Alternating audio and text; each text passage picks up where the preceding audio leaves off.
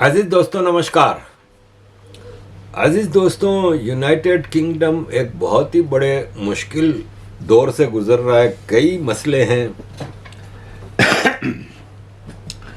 Actually 2001 के बाद से मामला 2001 के बाद से मामला हद से ज़्यादा ख़राब हुए। एक तो ब्रेग्जिट हुआ, एक कोविड आया, रशिया यूक्रेन वार आई, हालात ख़राब हो गए। ऐसे में एक टोटली इनकेपेबल आदमी के हाथ में गवर्नमेंट आ गई। हालांकि मैं बार बार कहता रहा हूं कि कंजर्वेटिव जो थे 13-14 साल, इन्होंने क्या उखाड़ लिया। सारी खराबियां तो उनके दौर में पैदा हुई हैं। ब्रिटेन में अब देखा जाए ना तो फिल वक्त लीडरशिप नहीं है। कोई आपको ऐसा रिवॉल्यूशनरी लीडर नहीं मिलेगा जो चेंज ला सके। डोनाल्ड ट्रंप से लाख इख्तिलाफ आपको हों, मुझे हैं बिल्कुल, लेकिन एटलीस्ट वो अमेरिका के लेवल पे प्रॉब्लम्स को खुल के एड्रेस कर रहा है। अमेरिका के जो मेजर इश्यूज हैं, सबसे बड़ा मेजर इशू यूरोप और अमेरिका का है इन्वेजन, उसको खुल के बोल रहा है। ये लोग मानने को तैयार नहीं है। अजीज दोस्तों, जो सबसे बड़ी खराबी हुई ना, वो ब्रेग्जिट थी। यूरोपियन यूनियन का ग्रेट ब्रिटेन हिस्सा था। क्या मौत आई थी बोरिस जॉनसन को कि उसने ब्रेग्जिट करवाया। हालांकि यूरोपियन यूनियन की करेंसी यूरो थी, तो उसमें यूके नहीं था। उसने अपने पाउंड स्टर्लिंग को बरकरार रखा। मुझे याद है 2000 में, शायद 2000 में मैं बेल्जियम में था, तो यूरो करेंसी इंट्रोड्यूस हुई। मैं उस वक्त इंटरनेट पे खबरें पढ़ता रहता था।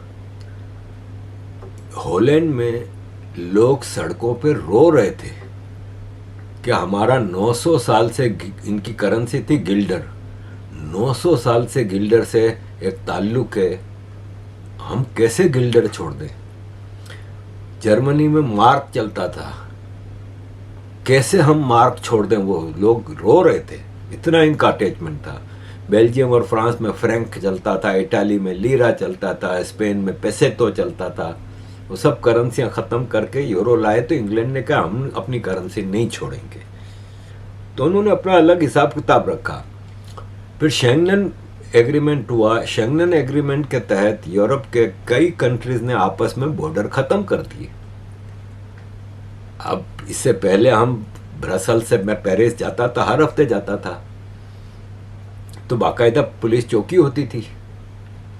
ज़रूरी नहीं कि सबको रोकें, लेकिन अक्सर रोकते भी थे। इसके बाद शेंगन एग्रीमेंट के बाद बॉर्डर ही ख़त्म कर दिया।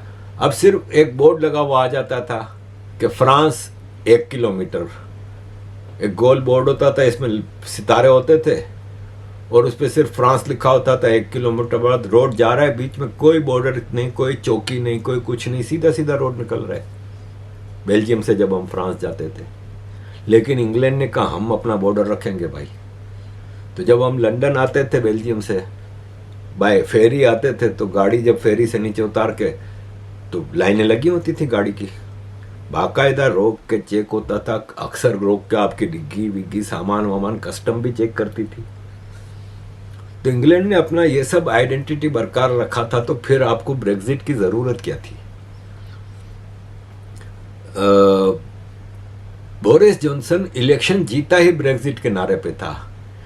ब्रिटिश लोग हैं तो थोड़ा एरोगेंट से मतलब वो, उनको ईगो बहुत है इनके अंदर, अपनी आइडेंटिटी पे बहुत इनको प्राइड है, और ये अब हर्ट कर रही है इनको।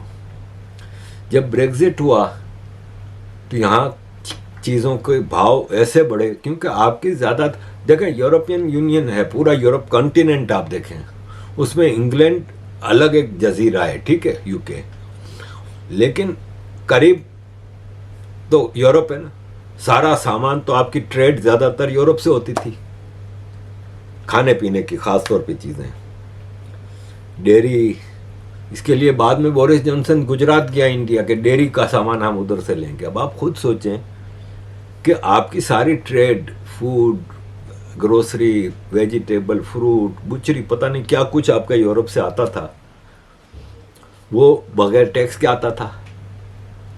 इसके बाद डायरेक्ट आपने अलग हो गए उस यूनियन से, तो वरना तो ड्यूटी फ्री होता था ना सारा यूरोप में। जैसे फ्रांस से आप बेल्जियम जाएं, कुछ भी सामान लेके आपको ड्यूटी नहीं देनी पड़ती, इससे पहले देनी पड़ती थी।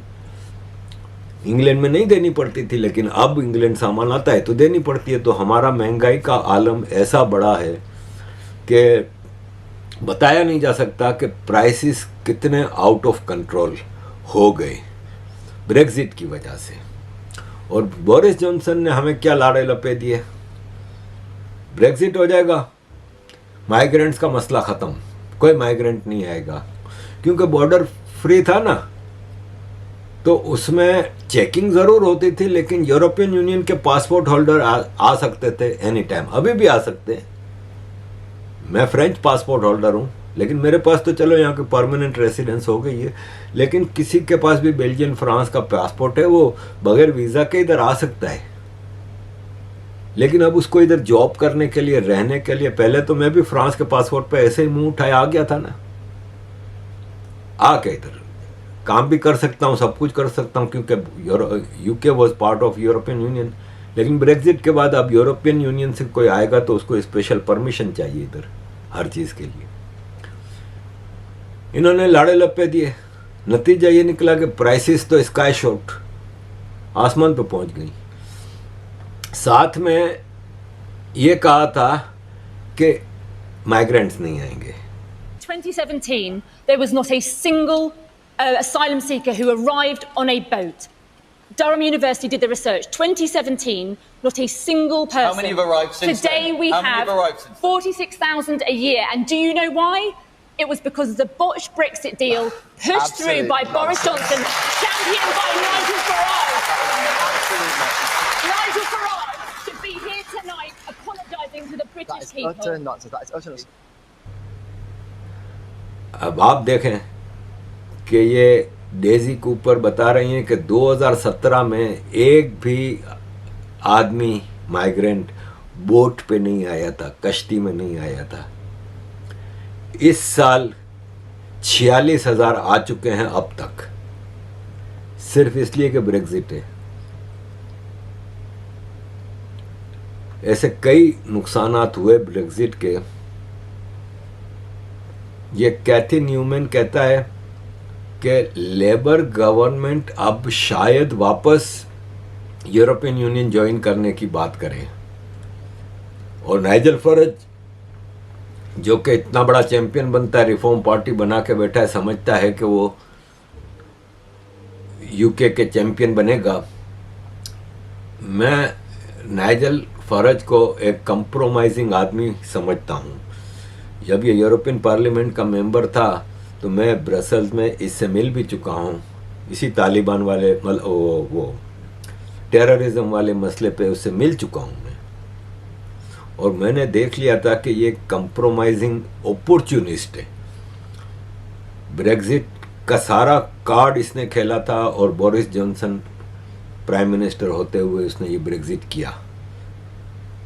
आज नाइजल फरज की रिफॉर्म पार्टी वैक्यूम है ना, क्योंकि लोग तंग आ गए कंजर्वेटिव पार्टी से भी और लेबर पार्टी से, तो लग रहा है कि ये जीत जाएगा। लेकिन इंग्लैंड के अगले इलेक्शन अभी दूर हैं, लेकिन 4 साल बाद जब इलेक्शन होंगे ना, तो मैं आपको बता दूं कि ऐसी हंग पार्लियामेंट आएगी, चूं चूं का मुरब्बा होगी। और रहा सवाल अब वापस ब्रेक्जिट में जाने का, तो आई डोंट थिंक सो। मुझे नहीं लगता कि अब, क्योंकि पुलों के नीचे से पानी बहुत बह गया है, अब आप ब्रेक्जिट को रिवर्स नहीं कर सकते।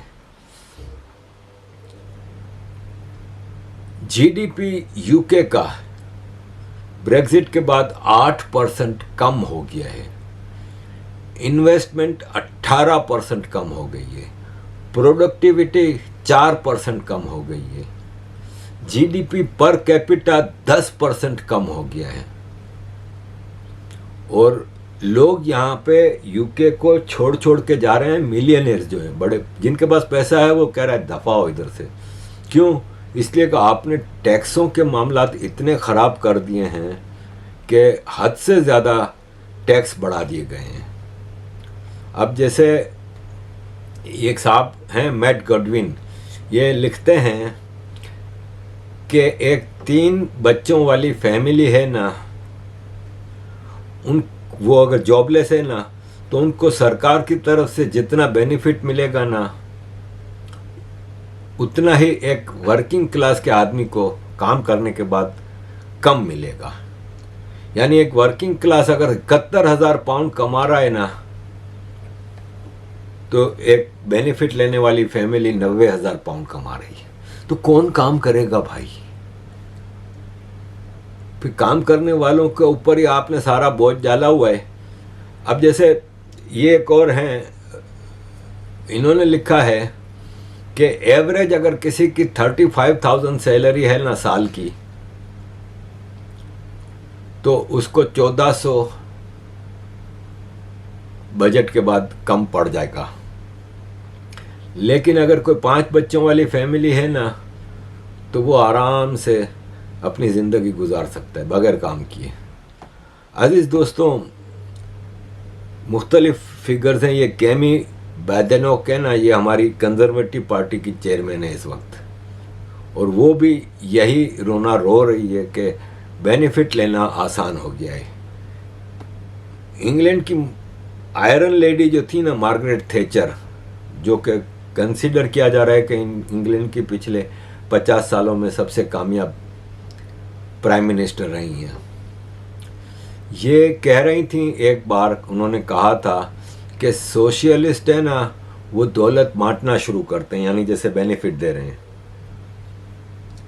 लेकिन ये भूल जाते हैं कि बांटने से पहले आपको अपने इनकम के ज़रिए बढ़ाने होंगे, तो आप फ्री में बांट सकते हैं। Creation of wealth is more important then distributing free बीज। अब इन्वेजन की बात करें ना, तो देखें GCSE के एग्ज़ाम हुए ना अभी, तो सक्सेस परसेंट के जो बच्चे उन्होंने GCSE एग्ज़ाम दिया, उसमें सक्सेस परसेंटेज क्या थी? चाइनीज़ बच्चों को 80% सक्सेस रहा, इंडियन बच्चों का 73% सक्सेस रहा, बांग्लादेश 62, आयरिश 60, अफ्रीकन 54, पाकिस्तानी 51, यानी हर दूसरा पाकिस्तानी फेल हुआ है, वाइट ब्रिटिश 47। ये इस वक्त सिचुएशन है। और अजीज दोस्तों, ये देखें, लेस्टरशायर पुलिस ने ये कहा है कि 3 साल हम रिसर्च करते रहे, टेस्ट करते रहे, और फाइनली हम एक ब्लू लाइट हिजाब इंट्रोड्यूस कराने में कामयाब हो गए। दुनिया बुर्के और हिजाब पे पाबंदी लगा रही है। सेंट्रल एशिया की जो मुस्लिम कंट्रीज़ हैं वो पाबंदी लगा रही हैं। सऊदी अरब ने पाबंदी लगा दी है। पाबंदी से मतलब अब वो रिस्ट्रिक्शन ख़त्म कर दी हैं, और आप अब हिजाब पहना रहे हो पुलिस को, और उस पर मिलियंस ऑफ पाउंड लग जाएंगे। तो यूके ने सरेंडर कर दिया है। अजीज़ दोस्तों, ये आप देखें कि ये आंकड़ा है 2030 तक इंग्लैंड $400 बिलियन बेनिफिट में बांटेगा। बैंकरप्ट नहीं होगा तो क्या होगा? अजीज दोस्तों, एंड पे ये मैं 5 मिनट की एक वीडियो रख रहा हूँ, अगर चलने दी गई तो देखिए और सर धुनिए कि हम जैसे लोग अब कहाँ जाएंगे। ना भारत हमें कबूल करेगा, पाकिस्तान तो रहा ही नहीं है, सिंधु देश पता नहीं कब बनेगा, हमारी ज़िंदगी में बनेगा कि नहीं बनेगा, कहाँ जाएंगे हम? यहीं रहना है, यहीं ख्वार होना है। अजीज दोस्तों, thank you very much for all your support. Kindly keep supporting.